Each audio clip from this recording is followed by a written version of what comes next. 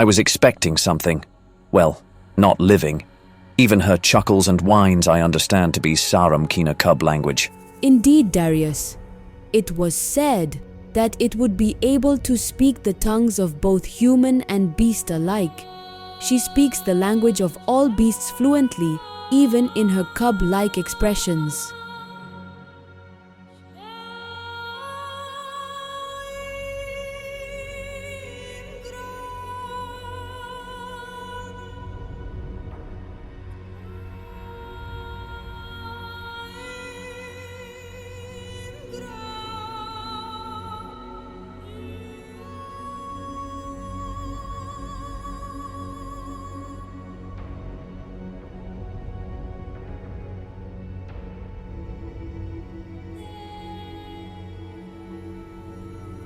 Journey into mystery.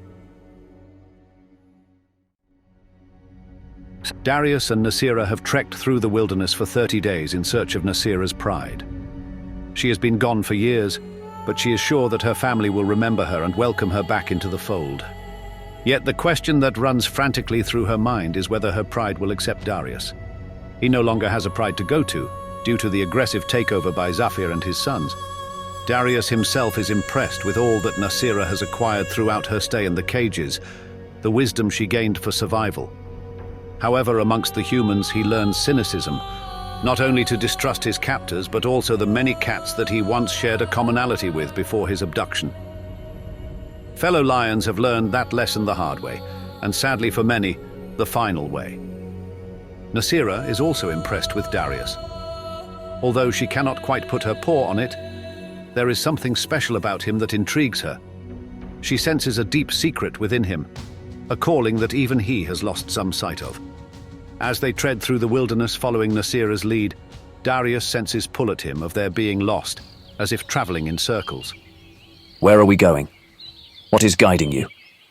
Asks Darius in his newfound mature voice. My dreams. Your dreams.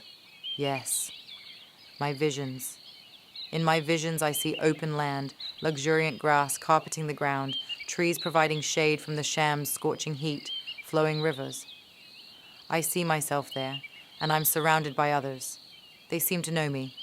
They are very welcoming. There is no disturbance. All is well.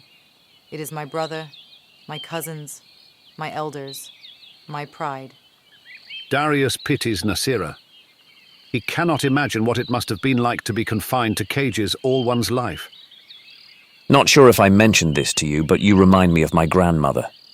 Often she would speak of her visions. Your dreams are becoming more intense. I have had this same vision ever since I can remember. I cannot explain it, but I feel like these are memories trying to resurface and visions of the future. Every vision is slightly different from the previous one, as if more pieces are being added to the story. Eventually, 5 days pass when Darius' patience starts to test his trust in Nasira's directions. Do you know where you are going, Nasira, please? No more riddles? Please do not ask me that again. Just trust me. I know we are heading in the right direction. I can feel it. My pride is close. Darius hesitates for a moment, but he cannot resist the sincere look in Nasira's eyes. Okay. Against my better judgment, I will see where this feeling of yours will lead us, Nasira. Magnificent, magnificent. What happened? You never cease to amaze me. Not only are you so humble, but your patience exudes from your pores. Before, when younger, I was ignorant. But I know now you are being sarcastic, Nasira. Darius, if you feel that uneasy about following me, we are not chained at the paw. Feel free to go your way, or return to the pit to entertain the humans. I'm sure they will be more than happy to take you back. There is no reason to snarl at me. I am willing and quite curious to see where your feelings will take us, for this area is indeed foreign to me. I so believe in the dreams of the Saramkina. But Nasira, you have been captured for quite some time now. Perhaps your sense of direction has dulled some. Surprisingly, Nasira ignores Darius's ranting and continues walking. Her outward confidence soon wins Darius's trust, so empathetically he attempts to ease the tension. Nasira, do tell me more of your visions. Are you sure? You seem like you are starting to doubt your own training. No. No, just ignore my complaints. We've been through a lot. Look, I will always believe. Do accept my apologies. Please, tell me. Okay. This is something I have never told you. Before you came, I had a vision of a lone Sarumki being captured by the humans. I did not know who this Sarumki was, but in my vision, I was at ease with him. I sensed that there was something great about this Sarumki, that he would become mighty. Nasira looks at Darius and smiles. Is there something wrong? Oh, there is nothing wrong. Tell me something. How did you come to be captured by the humans, Darius? You never told me your whole story, only in bits and pieces. Would you prefer the short or long version? Well, looking at the time we have, I don't see any reason why you would give me the short version. Tell me everything. I would like to hear it all. Well, I am the cub of Safi, grandson of Rushdie, who ruled as Abenag over the tribe of Ardak. Of that tribe, I am from the pride of Oran, the largest and strongest of all the prides. That much you know. I was taught the 6 prides of Ardak. 2 are unaware of our union, but the others are one with us. My father and grandfather were killed during an invasion by one of our prides that were ruled by the elder Zafir. The Sarumkina of my grandfather's pride were taken and mated with by the sons of Zafir. They mated with all the Sarumkina, all except one, my mother. The other cubs of my pride were killed. They did not want any offspring from the Oran pride born of my grandfather to remain alive. But I was not yet born. My mother was 2 months pregnant with me when the decree to kill all the offspring of the pride was made. Therefore, my mother went into hiding until it was time to give birth. Born to my mother were 4 cubs, 3 sisters, and 1 male. My siblings were killed by one of the reptilian clans. But because I was slow in my coming, my life was spared. It was when the true cubs of Tamir were born that my mother returned to the pride, hoping no one would realize my early birth. Although there was some speculation, the issue was soon forgotten, or so she thought. As I got older, I once again started receiving negative attention from Zafir and his sons. He was always suspicious of me, not once believing me to be the offspring of Tamir. When it was revealed that I was the true offspring of Safi, it was ordered that I be put to death. In my mother's attempt to come to my aid, she was savagely killed by Zafir's son, Azam. I struggled to get to my mother, but I was pressured by my aunts to flee, and so I foolishly did. Azam began to pursue me. I hid inside a cave, but he found me. But before Azam could do me harm, humans came into the vicinity and landed between us. Outnumbered, Azam turned and fled, but I was not so fortunate. It was then that I was taken captive by the humans. I'm sure Azam believes that I died at their hands. But I will return, and he will indeed have a rude awakening. I will be his nightmare. I'm sorry, Darius. You have told me bits and pieces of this, but just know, I empathize with you deeply. You will have your revenge, most definitely you will, if the originator wills it.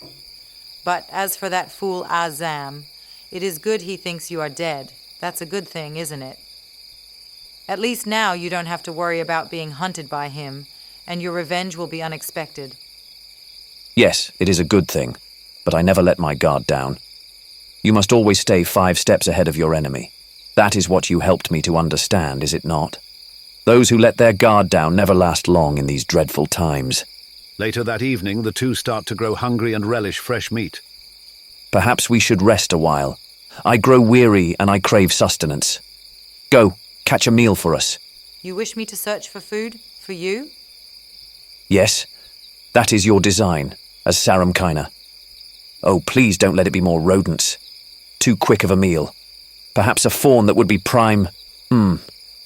Darius stretches, letting out a mighty yawn, extending his toes and snapping back into place. Nasira stares at him in amazement. Do you seriously think I am going to catch food for you? Alone? Of course. That is the way of the Sarumkina. You are the hunters, the primary food providers. This is your duty to serve the Sarumki. Do you not know this? Well, it is only you and I here, Sarumki, and we are both part of this struggling partnership. You will get up and help me search, stalk, and kill Akalun. We will do this together. If only I hunt, then only I eat. Once we rejoin and regain the protection of the pride, then we will discuss our places in life.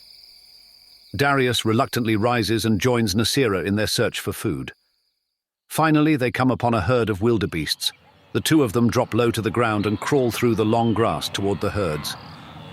Darius watches in anticipation as Nasira proceeds ahead of him, staying low, keeping concealed in the brushes.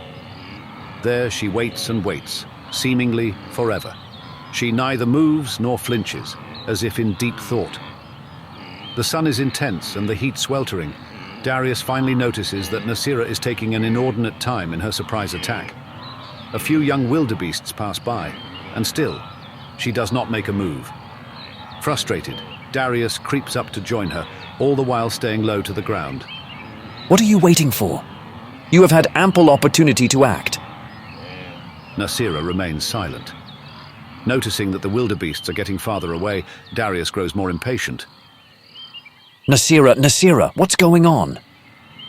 Not able to take it anymore, she finally blurts out, You want more of my truth, Sarumki?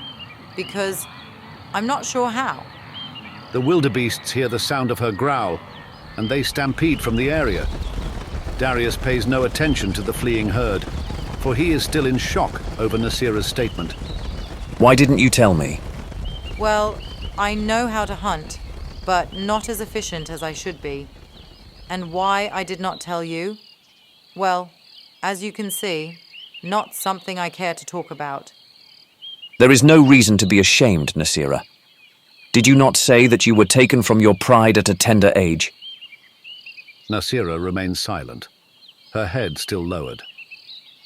Darius comes close to her and rubs his head against her right cheek. I will show you how to hunt. My mother and aunts taught me crafty ways in catching Akalun. I went with them on many hunts when I was younger. She turns and looks into Darius' eyes with great admiration. The two leave from their spot and continue on their journey, looking for yet another food source for the large antelopes that have moved on from the area by now. After traveling for some time, they come upon another herd, but this time they are impala, more cunning and swifter beasts.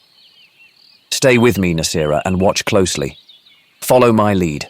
The small Akalun can be far more tricky than the larger ones. But you need not worry. It will all come back to you faster than you know.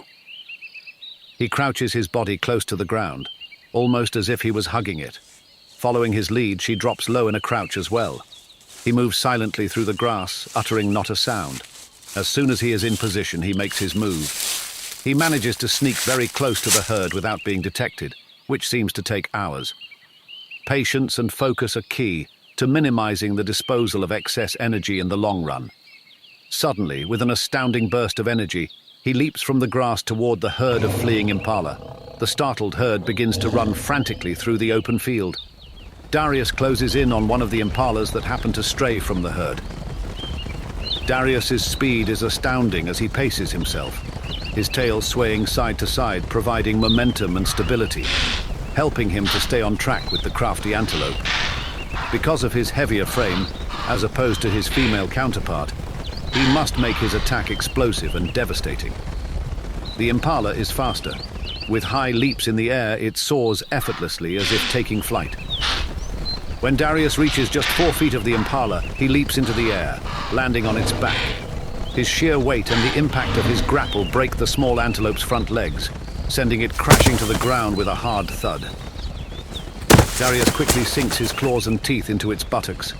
He maneuvers his way to the neck of the impala and bites down on the jugular, instantly cutting off its air supply and killing it. Nasira watches from a nearby brush in anticipation. After that, Darius starts to eat. Nasira finally comes from behind the brush and walks over to Darius. He briefly pauses for a moment and looks up at her. Start eating. We dare not linger. Darius, you've impressed me, seriously. From what I have heard and what I can remember, our kind rarely hunt the swift, smaller Akalun, but your speed and power were indeed phenomenal. I mean, typically our brothers are heavier in body than we, Saramkina, and... Don't worry about that. You better start eating before I finish this tasty meal. He then looks up at her and smiles, Besides, it was not by my will that I caught our meal. The originator provides to whomever he wills, even to the slow ones. Nasira wastes no more time and quickly joins in the eating of the meal. When done eating, they search for a body of water to quench their thirst. Their search is not long before they soon find a river a few yards away. They both go over and start lapping up the refreshing water. Nasira raises her head after drinking her fill and moans, Ooh, how refreshing. I must say that I haven't had fresh abalone since I was taken by the humans. It tastes much better than what I had become accustomed to in captivity, and the way you killed it was amazing. I can see I have missed out on a great deal. I don't think I will ever learn the ways of a Saramkina in the wild. I will only know combat from the pits. Darius turns from the river and looks distressingly into Nasira's eyes. Do not say such things. Once you have returned to your pride and become reacquainted with your kin, these ways will return swiftly to you. It is in your blood, Nasira. It only naps and waits to be awakened. Nasira smiles and continues to drink. Darius raises his head and sits down. He appears engrossed in heavy thought. Something seems to be weighing heavily on his mind. I have a secret of my own, Nasira. Something I should have explained better to you before. What is it? Okay, this will surprise you, but know this. I myself have been overwhelmed with it since my knowledge of it. You see, before my birth I was chosen to be the Diyin. This is my purpose, my lot in life, my mark.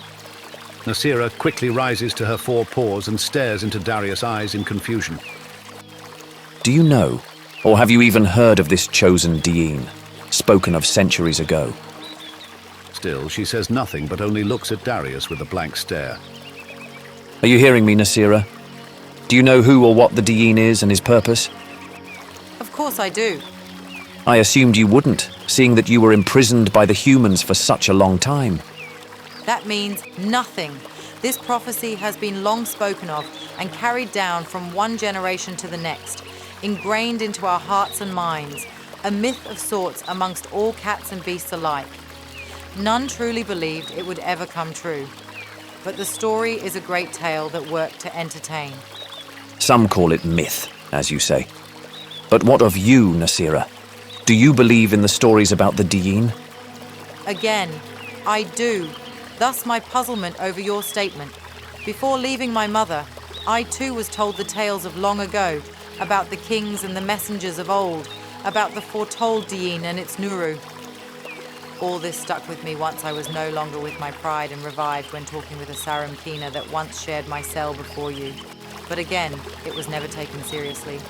How could you make such a claim, Darius? Darius steps closer to Nasira, and after lowering his head, he uses his front paw to pull back the mane on his forehead to reveal the mark given to him at birth. You see, I do not play games with you. This mark was given to me by my mother when I was but a cub. It was given to her by an owl, herald of the messenger, and told that it would symbolize my anointing. All this time, Darius, and you say nothing until now. I had faith in my mother's words. She told me to say nothing to anyone, so I didn't. She said to keep it hidden, and I would know when the time was right to reveal it. Nasira charges into Darius, rubbing her body passionately against his. I knew it, Darius. Some way I knew it. My dreams were correct. A great Saramki that I would be at ease with, and he would become mighty. My vision has come true. You are the Saramki in my dreams. Everything about you has proven my vision true. Once my pride welcomes us in, then they will surely find peace knowing that the Diyin is with us, no longer a legend but a reality. They may not be as accepting as you are, Nasira. Do not be so hasty. Hasty? There is no haste here. The truth has already been found. I have faith that you are this Saramki I have dreamt about for so many years. I felt something different in you for a long time. Darius's feelings grow even stronger for Nasira. Her belief in him brings his determination and faith to a head. Eventually, Nasira walks over to a shaded area, lies down, and delivers a vigorous yawn, elated. I I am tired, Darius. But we have much to talk about. A great deal awaits you and all the tribes alike. Darius soon follows. There they lay, quickly falling asleep under the shade of a large tree. Darius occasionally opens his eyes, surveying their surroundings, making sure the vicinity is safe. They lay there for a few hours. Their journey has taken a great deal out of them. After a long sleep, Darius is the first to awaken. He stretches and yawns. It has been a long time since sleeping in the wild, and equally long being able to look at his surroundings without iron rods blocking his view. They are now in an area with sporadic trees spread about and long dry grass that sways back and forth from the push of the imposing wind. The dazzling mountain chains in the far backdrop provide a remarkable scene of power and resilience. He looks over at Nasira, who is still fast asleep. He notices the discomfort in her face. Nasira does not feel the same exuberance over their surroundings as Darius. Her sleep is not entirely a restful one. Even though she lavishes on her newfound freedom, she has been in captivity for far too many years. Her sleeping accommodations have always been surrounded by bars, but for over 2 weeks now she has been surrounded by trees and bushes. Grass is her pallet, and though still not willing to fully let go of her inhibitions, she now feels safe having Darius by her side.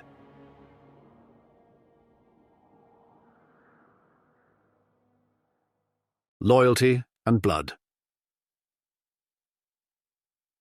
The next morning they rose to the serenade of loud birdsong echoing through the trees above and resumed their journey farther south. After many days of travel, they finally glimpsed in the hazy distance a cluster of caves surrounded by parched shrubbery, with a group of lions patrolling its borders. Come! Nasira shouts as she races anxiously to meet the unfamiliar lions. Wait! But Nasira was already well ahead, drawing closer to the foreign lions. He hurried after her, finally catching up, but they were already within sight and spotted. 3 males roared into the air, alerting others to the presence of strangers. They raced towards the two, prepared for combat. Their fierce charge caused the earth to tremble beneath their paws. Nasira! Wait! Suddenly, the lions were upon her. The collision was so forceful it sent her flying through the air.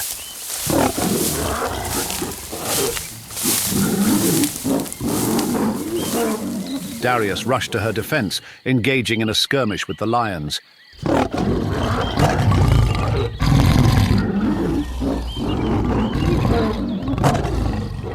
Nasira quickly recovered and desperately appealed to the lions attacking Darius. Caden, cub of Hoth, offspring of our father, will you kill your sister and her companion today? Immediately, the 3 lions ceased their assault on Darius, a tense standoff ensuing. Darius stood guard between Nasira and the lions. "What business do you have here?" inquired Kadin, the largest of the strange lions. I am your sister, born to our mother. I know you're sent, Caden, even though I've been away for many years. Nasira? Can it truly be? Kadin rushed forward, passing Darius, embracing Nasira with profound affection, overcome with emotion.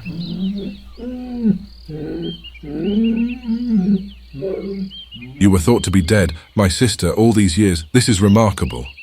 Torah and Zira, go tell our father that tonight we shall indeed have a bounteous celebration, for our sister has returned to us. The 2 lions, Torah and Zira, who were with Kadin, quickly ran back to the pride following Kadin's instructions. Kadin now turns his attention to Darius. I presume you are the Sarumki responsible for the safety of my sister. Many thanks to you. May the originator bless you. And as a token of our gratitude, you are now our brother. Do not fear. Come and join us, for there is no longer a need for you to wander alone. It was a peculiar invitation coming from one lion to another, given the territorial nature of lions. But Darius's presence would soon herald a new era. Kadin, a handsome lion with a bisque-coloured coat and a dark mane, possessed round, piercing eyes and freckles on his nose. Despite a severed piece of his right ear and scars on his face, signifying his bravery in defending his pride, he exuded strength and leadership. The trio returned to the pride. Nasira brimming with anticipation and elation. As they entered the Pride's territory, lionesses and cubs eagerly awaited Nasira's return.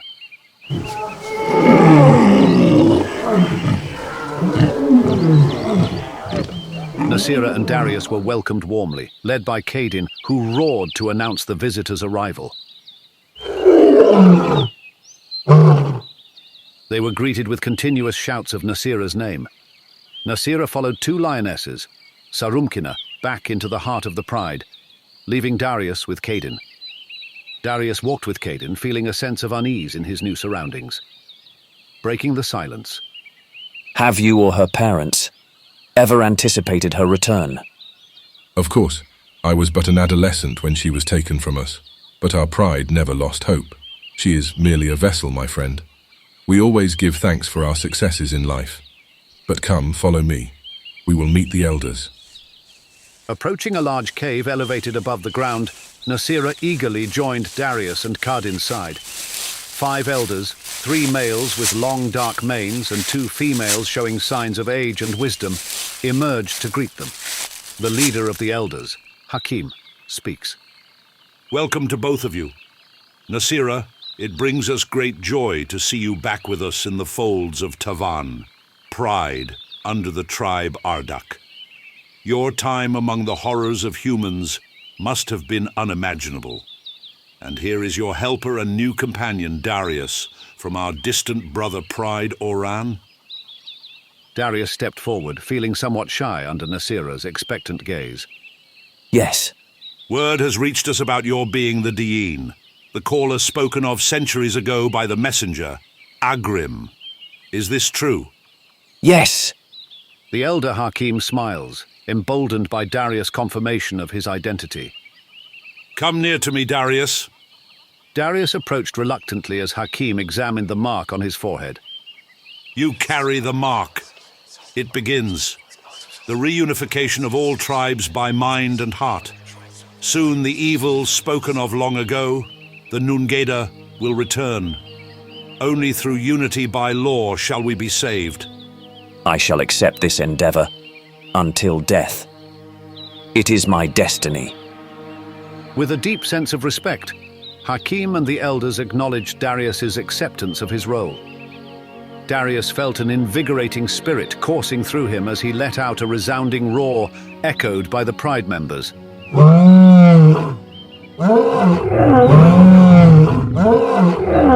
The call reverberated for miles, a beacon of hope for all who heard it.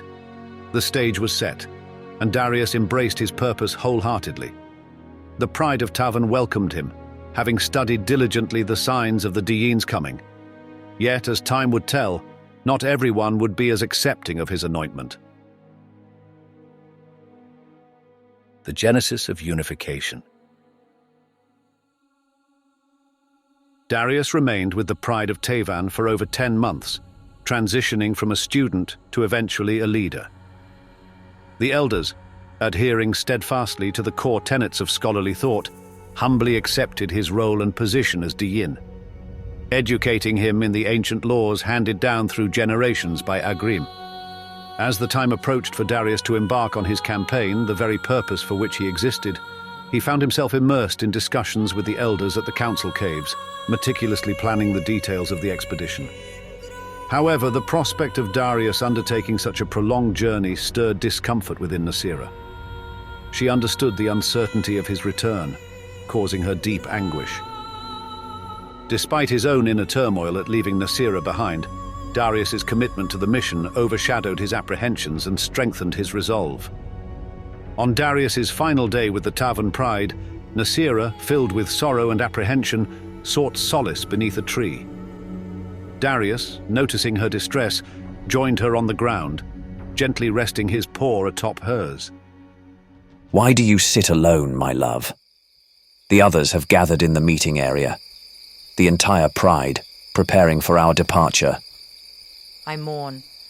The duration of this war is uncertain. You understand that this is something I must do?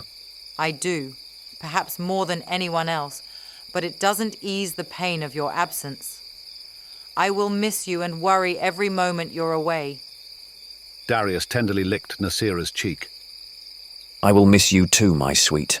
I have a formidable host of Sarumki fighters by my side, ready to lay down their lives for the cause.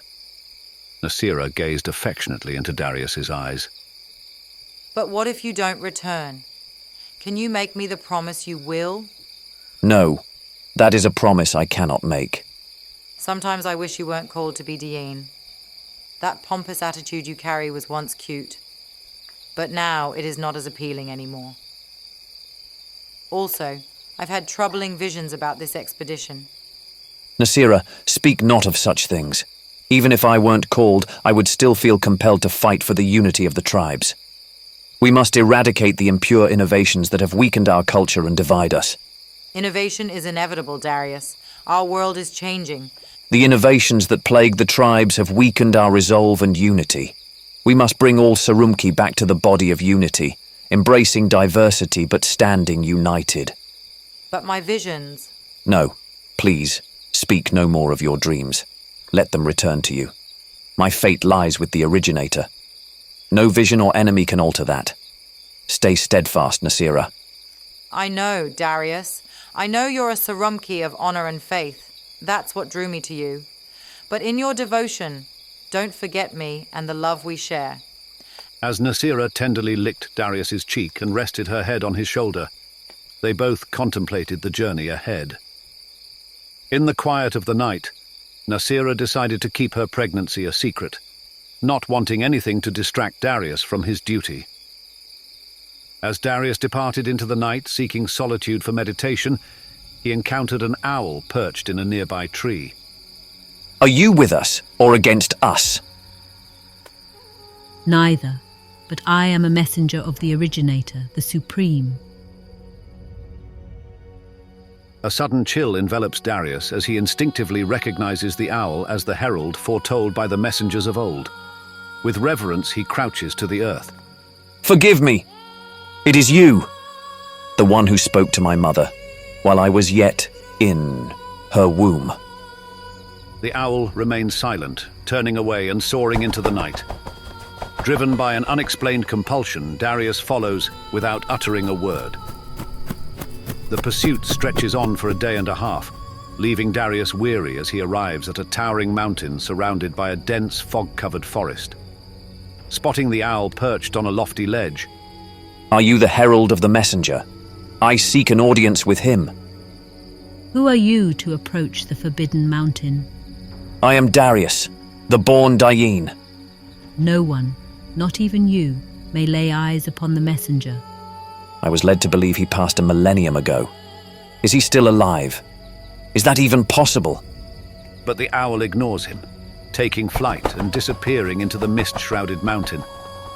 Anxious and torn, Darius debates whether to pursue the owl further or wait for a sign.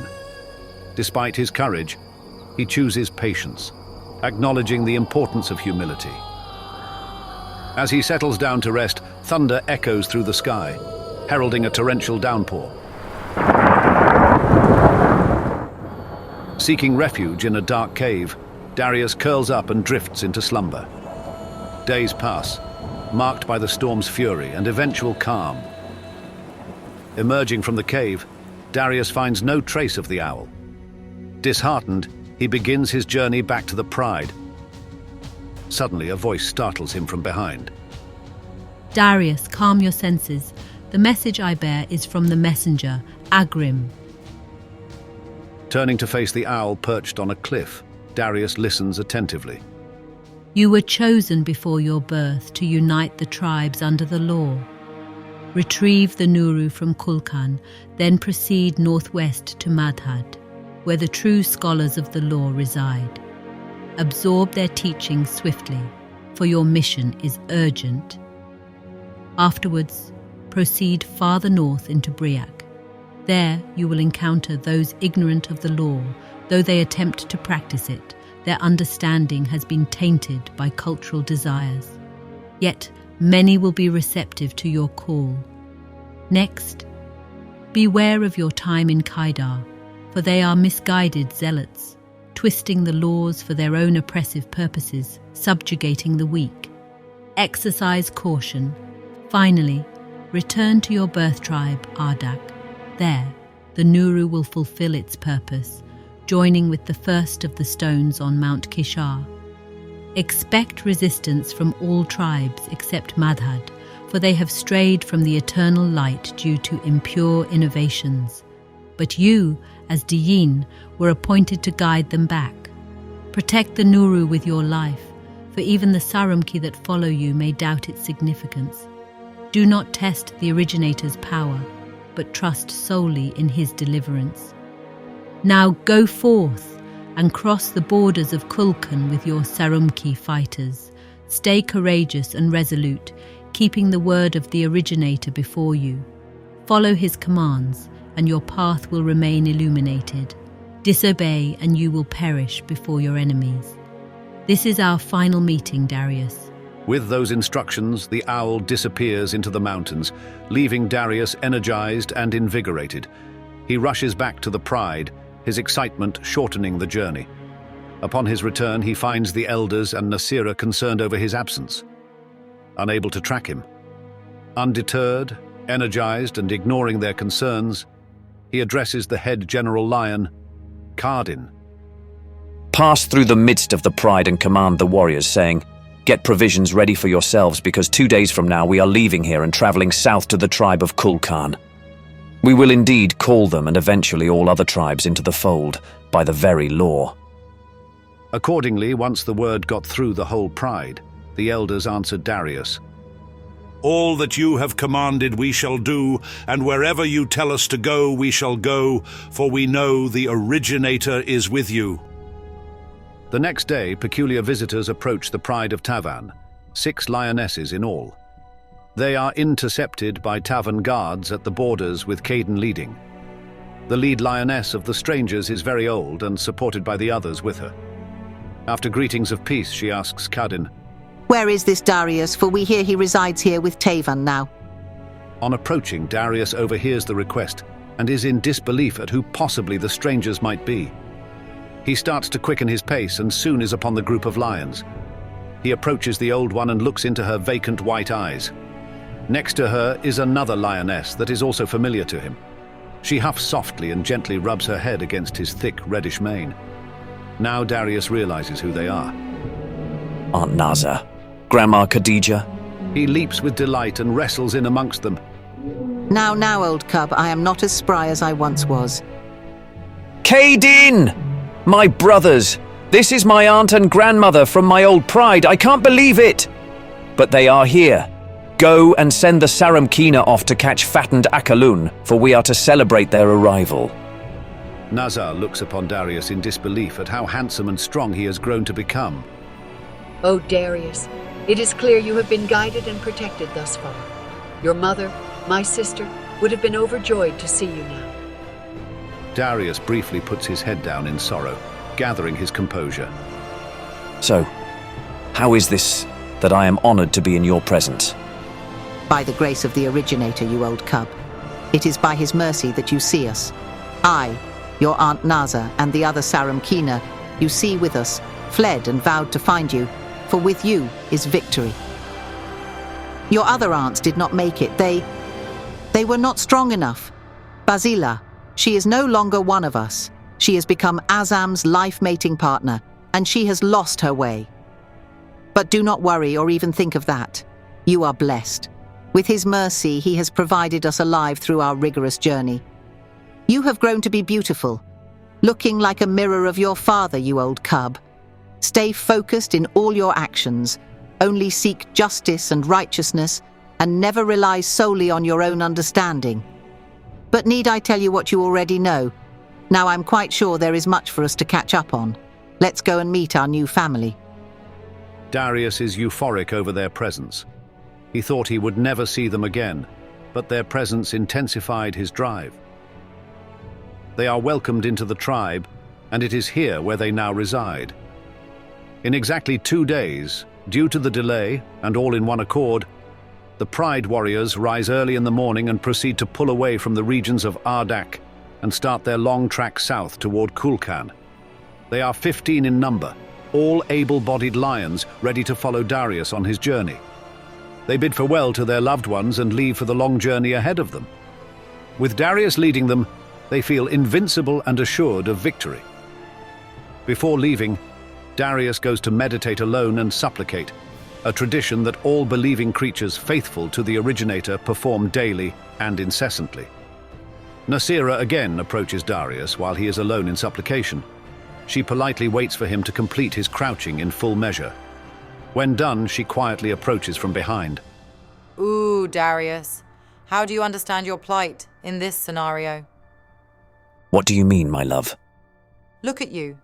You have come so far in life. You have escaped the worst of attacks against you. Your skill and desire have kept you alive and now here with me. Nasira, of course, my place here before you is not by my paw. This is true, my love. There is a long silence. Darius lowers his head as well to glimpse into her eyes, waiting for her next words. But she says nothing. His attempts to reassure her seem to fall on deaf ears. He comes closer to her and rubs his thick mane against her right cheek. Please talk with me. What is exactly bothering you? Go. Go and prepare for your departure. All is well. I hope my strength shines within your heart as yours does within mine. She then turns and leaves back toward a small opening in a large rock slab and lays there quietly. Darius attempts to go over to her, but is intercepted by Khadija. Khadija, who sensed the anxiety from afar, though blind, managed to make it over to him in time before he followed Nasira into the small cave. She positions herself between Darius and Nasira. She looks into his eyes with her blind, vacant white eyes, as if she was able to see him for that moment. You old cub, how you remind me of the day you left Ardak, when you were going to turn around and join your mother in her fight with Azam. Just like you were made to leave that day, now shall you be made to leave this day as well and not look back. She then places her paw upon his paw softly. Do not fear for Nasira, nor allow your emotions to blind your way. She will be cared for, this you know, you old cub. The originator controls all things, the good and the bad. There is nothing that escapes his sight. This is your test, Darius, will you pass? Go and do the work that has been put before you, old cub, and witness the blessings that shall be drenched upon you due to your obedience. When your mind wanders, reflect on your mission and the Creator. Say to him with conviction, I open up my lips, and my mouth shall declare your praise. From the farthest borders unknown upon this earth, I search for you. And need I search further for you are across the land, and your majesty shall never escape those that seek with sincerity. Indeed, Darius, call upon the originator, and your plight shall be made easy. Darius is eased by Khadija's words, for her tongue of wisdom proves soothing as they always have. He licks her cheek and leaves to finish his preparation for departure. It is hard for Darius to separate from Nasira and his loved ones, but he knows what has to be done. The band of fighting lions then begins their journey to the enigmatic tribe and lands of Kulkan. Kulkan the Loyal. The journey to Kulkan is a long, perilous one. They pass through the man-made Assyrian Empire territory without notice, staying on the fringes of the Assyrian borders. They travel by night and take cover by day. Darius remembers the horror he faced when with the humans, and such fears instilled deep within him keeps him wary and alert, also knowledgeable as to how to remain undetected by the humans. First, they pass through the deserts, an oasis of the Arabian Peninsula. Then they go up and over into Kemet and its lush grasslands. Eventually, they arrive at the borders of Kulkan, which lies south of Upper Kemet. It is a journey that takes over 30 days to complete. In this land, the sky looks to expand endlessly, widening over immense open plains. The territory boasts the largest combination of density and range of freedom for animal populations and diversity. As they survey the land, they spot groups of other animals roaming the plains peacefully. Millions of various antelope species, akalun, spread far into the hazy distance behind the sweltering thermal heat waves, dancing in the atmosphere, grazing and reveling in the company of one another. However, with the presence of strange lions in great numbers, the antelope keep their distance so as not to arouse them. The grass is rich and green, mingled with parched long shafts, an ominous blanket across a distant field. Unbeknownst to Darius and his lions, a leopard casually observes them while resting on a large, shaded hill from afar. Quietly, he leaves his vantage point and courageously creeps over to Darius and his force through the tall grass. Two of the lions catch his scent. By raising their tails, they alert the others to his presence. Darius quickly runs over through the tall grass to meet the leopard. Are you following us? What business do you have here? I believe the question should be returned to you, Sarumki. What business do you have in Khulkan?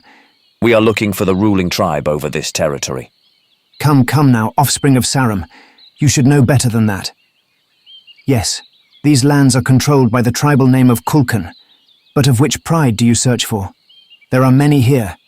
I just wish to see the Abanag of all the prides. Do you know this information or not? The leopard gallantly walks amongst the lions, looking them up and down, not saying a word, remaining as if unafraid of the potential for danger walking amongst lions. We do not have time to indulge you here. Let me know what I ask or leave us. This is all you bring! 15 invading Sarumki into Khulkan. Insanity. You will indeed find that Khulkan is not one to play idly. Nor is the tribe of Ardak, my friend, Retorts Caden, who stands by Darius' side. So be it. Your presence will be sounded. Nonetheless, you are advised to go home and never return. With that, the leopard turns and heads back into the open field. He runs far into the deep grass until he finally disappears. Kadeen, we will rest here for the night. Tomorrow morning, both you and I will go into the land and find the Abanag and elders of Khulkan. Hopefully, there will be no resistance, but keep your acute senses in tune. Even though we come with the untainted law, our welcome may not be eagerly accepted. The lions group around large abandoned termite mounds in the earth that provide ample shade from the sun. They lie there for quite some time until suddenly a group of rhinos come charging from the wide open field, 8 large adult males in number. They rush through the grass, shaking the earth as their thundering gallops move closer to Darius and his force. Darius and his lions quickly rise to their paws and stand their ground to meet the rhinos. They do not move, but keep their defensive line intact. Once the rhinos come near, they immediately stop just 6 feet from the lions, sliding into the soil and throwing chunks of it into the air. They are colossal, substantially large muscle, gigantic heads standing impressively tall, measuring just less than 6 feet in height at the shoulders and 12 feet in length.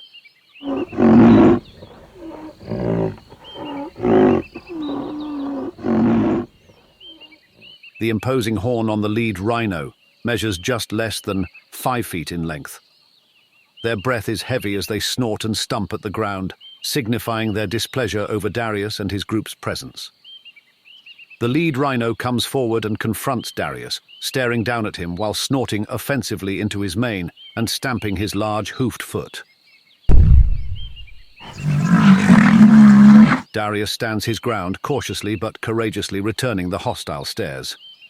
Who are you? These lands belong to Nara, ruler of all Khulkan. I am Muhaiman. We are the guardian here, and your presence is not welcomed. Well, tell this Nara that I, Darius, the Dayen, have come by word of Agrim, sent by the owl. I wish an audience with him. No bother, Cub of Sarum, for I need not go any further with this. For I see Nara has already gotten word of your arrival. The field is suddenly filled with lionesses, revealing their heads from the tall grass. Their numbers are many, a number unable to be accurately counted amidst the tall grass. They surround Darius and his fighting lions. Darius and his companions anxiously look around them in amazement to see so many lionesses. Take me to your Abinag. The lionesses say nothing in reply. They remain focused on the lions in attack fashion, low to the ground with their eyes intent on Darius's group. Muhaiman gruffs and slowly steps back. Too bad. I wanted to expose of you myself. But I guess this is a fight the daughters of Nara prefer to wage. Darius continues his appeal to the lionesses that face him and his companions. Sarumkina! I and my band of Sarumki are not here to fight you. Bring out your leaders so that we might speak with them. Still, the lionesses remain silent. The antelope that was so clearly seen in the distance started to flee the vicinity. Darius and the other lions of Ardak are motionless, awaiting a reply from any one of the lionesses, but not a word is uttered. All of a sudden, the lionesses roar synonymously, and all at once they rush in, attacking Darius and his force.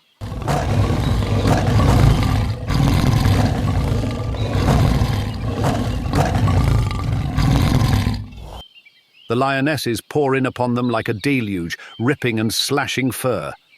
For every lion, there appear to be at least 3 lionesses.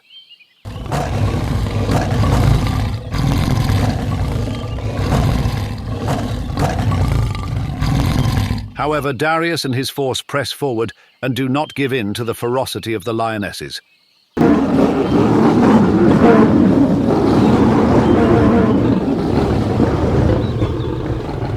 Darius's skill in combat comes from his training and relentless faith. These traits, coupled with great strength, make Darius and his force seem impenetrable. The 15 lions fight ferociously for quite some time in warding off the lionesses, but soon their lack of numbers compared to the overwhelming odds of the lionesses becomes more evident. Finally, another roar amidst the fighting cries out and halts the brief attack by the lionesses.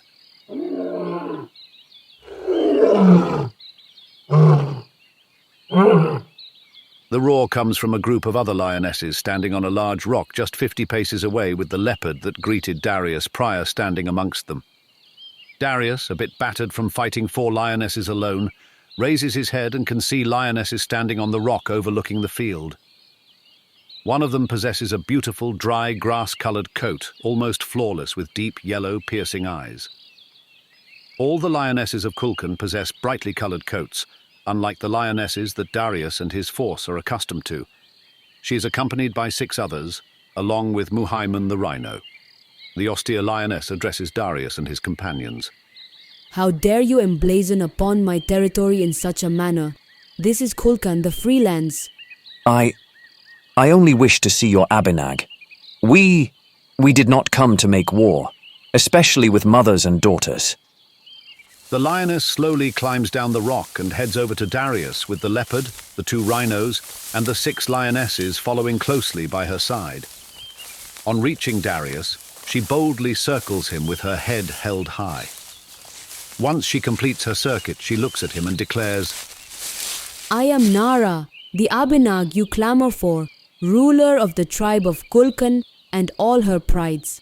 Darius pulls back in amazement along with his accompanying lions, for he never heard of a lioness as Abinag over any of the tribes.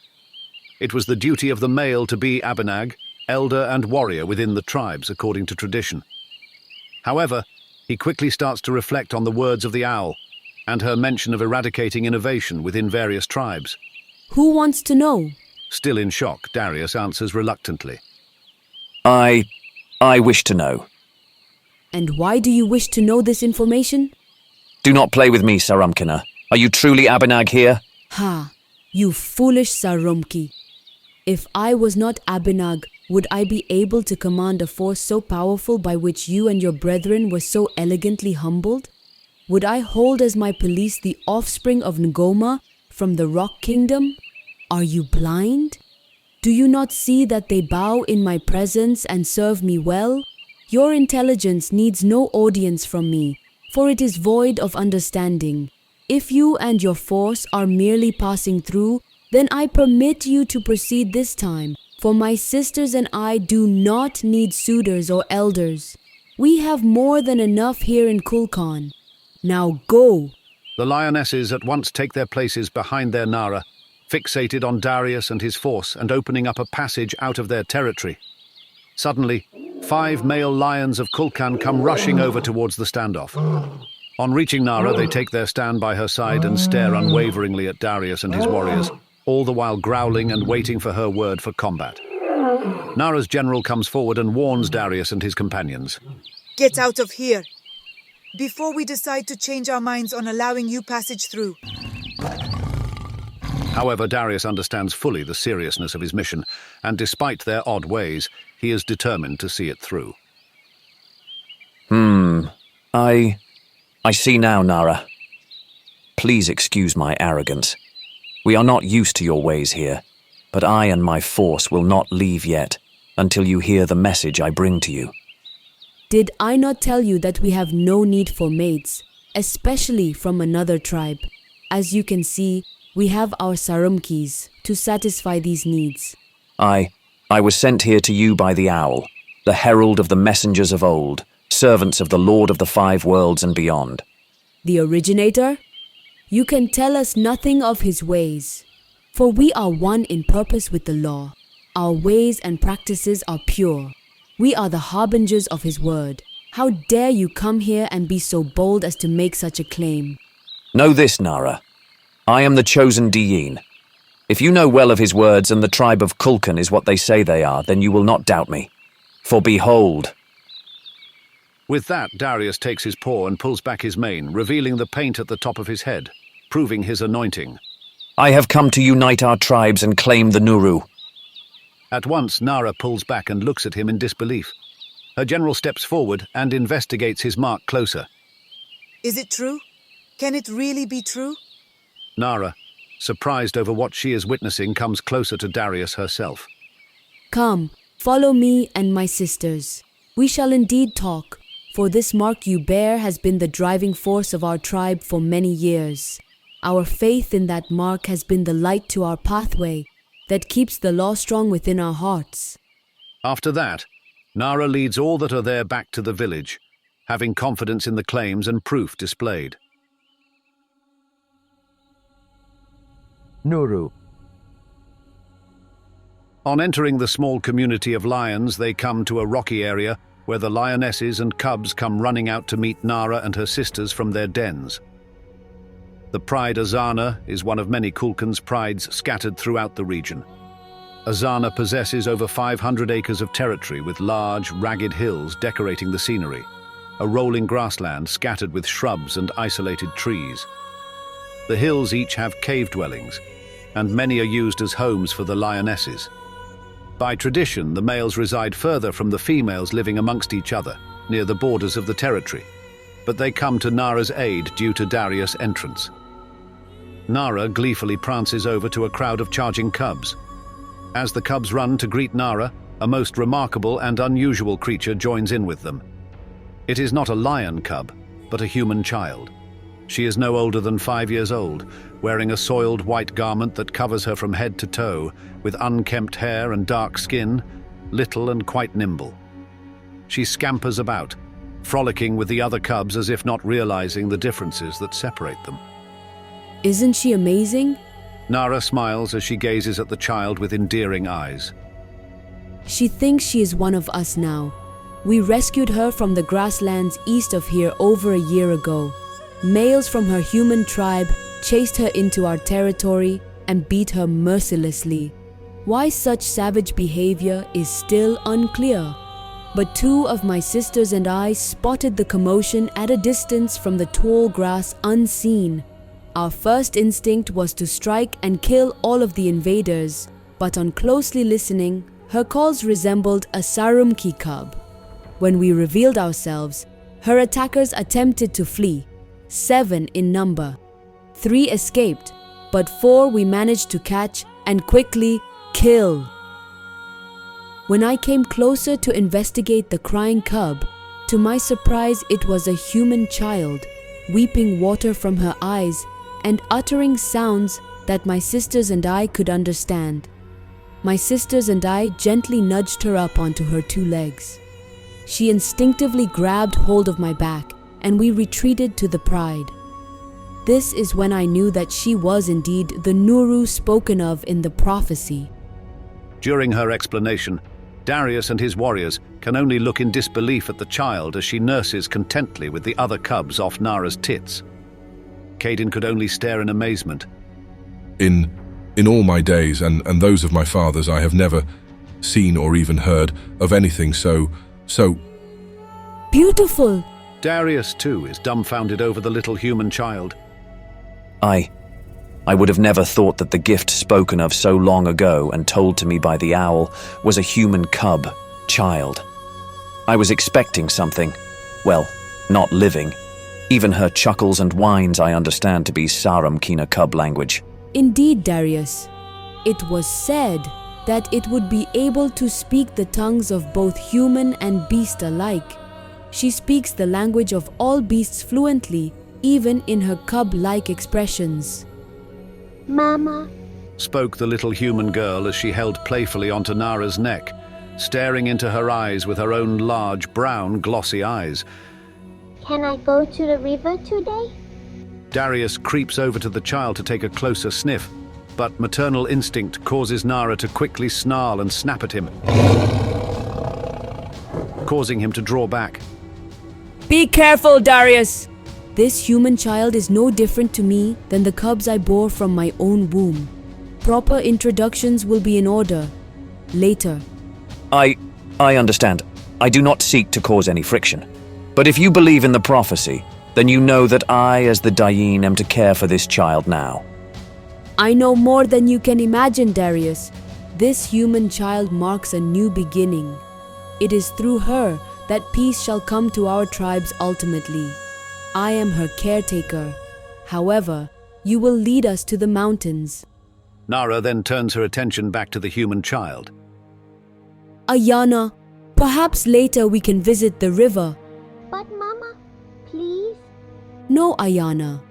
The Mazul are visiting the waters now. We will wait. Okay, Mama. Darius continues his conversation with Nara. Indeed, it was said long ago that once the Nungeda return, their king will search for the human child to utterly destroy it, for they fear this human child's power to bring death to their kind. As Dayin, I shall defend her with my very life. I am sure you've had means to conceal her. I mean, the Nungeda are sure to have scouts looking for. And I would have it no other way. All the prides in Kulkan are aware and have been prepared for this. We have studied the law carefully. We have come to learn that the Nungeda makes use of the black locust as their scouts and spies. They swarm over the lands annually, landing upon everything, darkening the skies with their great numbers. We have learned their pattern.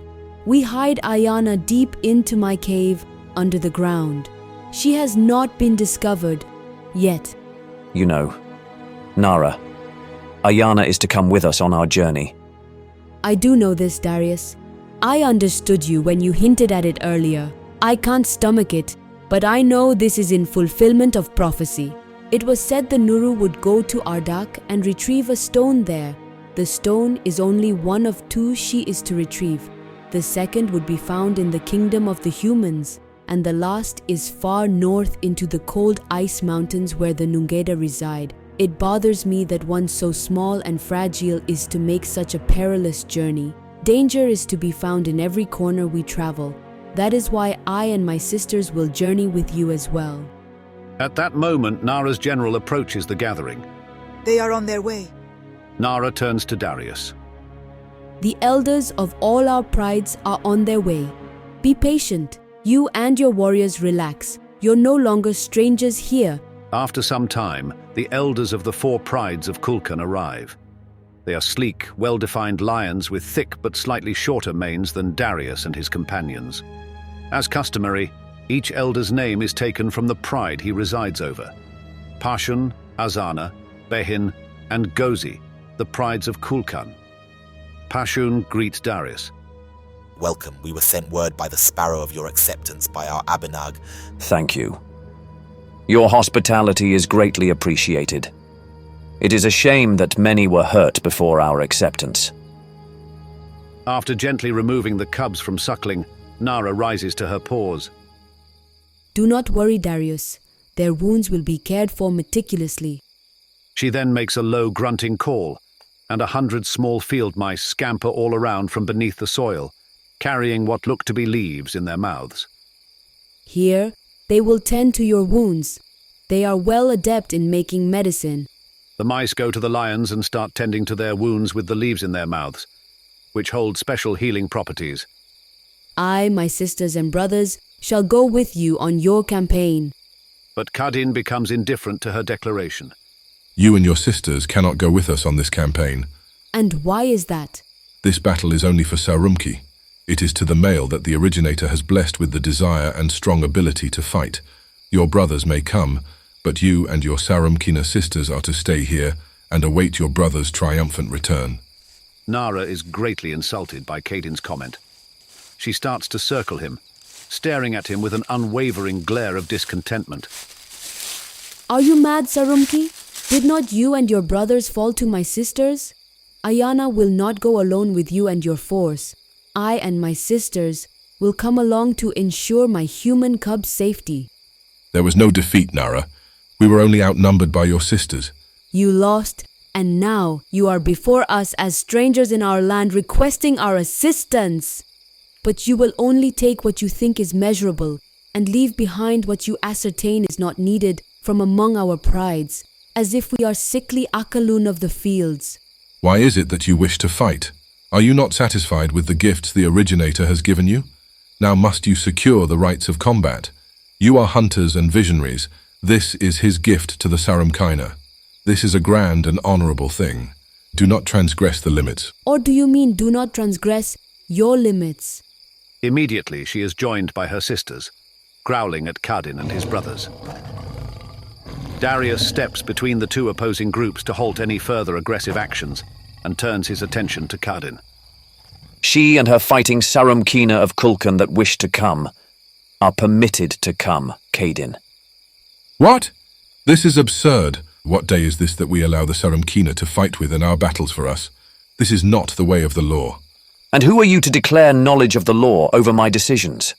Do you not have faith in the verdicts I make, Kadin? Yes. Then please, my brother, have faith that I will serve properly until my death. Trust me, my brother. I shall not steer you wrong. I would never go contrary to the law. Just be patient. All things will rectify themselves. Nara, you, your sisters, along with your brothers, are allowed to fight with us, but you are not to bring all of your sisters. Only a few will you bring on this campaign, those that serve as your special guards and have experienced combat, but the majority you are to leave behind. This war will claim the lives of many Sarumki, so our beloved Sarumkina, your sisters, are needed in great numbers to ensure our seed is not narrowed, but will succeed through many wombs.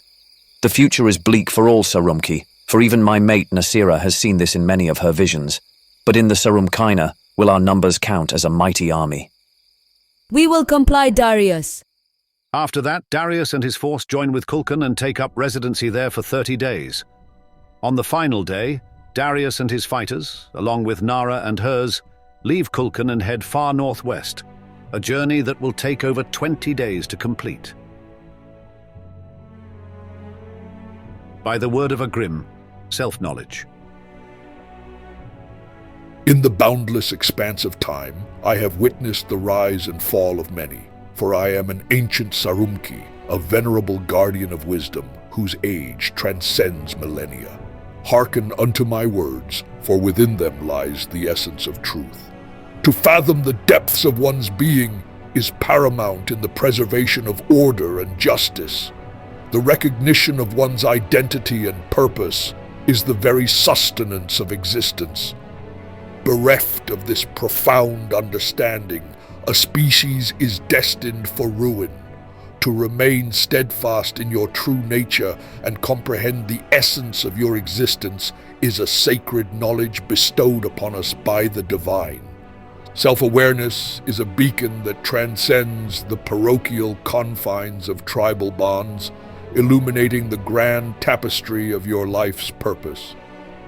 To seclude oneself within the narrow bounds of one's own community is to shackle the mind, dulling one's perception of the world and rendering oneself susceptible to the insidious whispers of malevolence. This profound understanding of ourselves is the lodestar that guides our joy, our achievements, our adherence to righteousness, and our aspirations for the future. In this self-knowledge, we find the harmony that governs our happiness, the drive that propels our success, the faith that ensures our obedience to the higher order, and the hope that lights our path.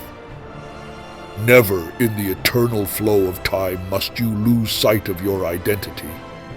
It is the anchor that steadies you amidst the tumultuous seas of existence.